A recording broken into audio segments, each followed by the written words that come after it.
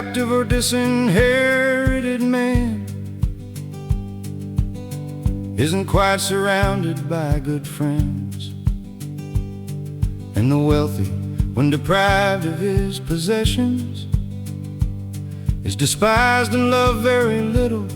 And about the vanquished man, one always says that he lost out of stupidity, but a rich man, or the one whom luck has greatly favored, is hardly ever considered foolish.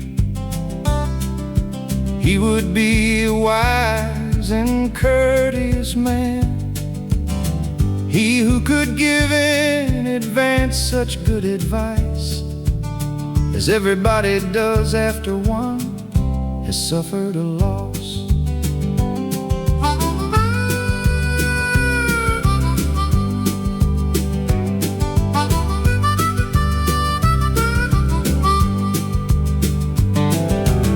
From other people's foolishness, one can well learn how to be more accomplished, more revered and more obeyed, and more earnest and more learned. And none can be very sensible unless he often takes notice of how one rises and the other falls, and how one does not gain when the opportunity is there. Friends, and once he has gained them, let him keep them, because this is more troublesome, it seems to me, than gaining them.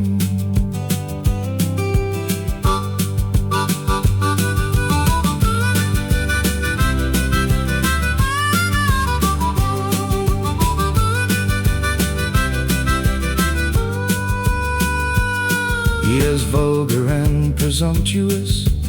he who upon turning richer thinks that in spite of all his vulgar talk, his arrogance and foolishness, people will be close friends of his and like him with all their heart. And if everybody makes it seem so out of fear, it doesn't mean a thing, since when his fortune declines with pleasure and great mirth,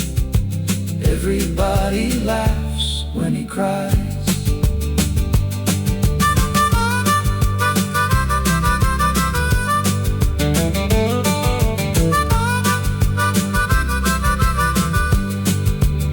I tell you that the epitome of madness for an arrogant, ignorant, rich man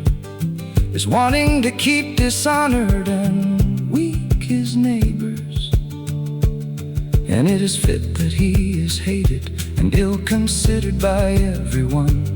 and it is only fair if his luck turns, since we have seen and learned that from countless examples of people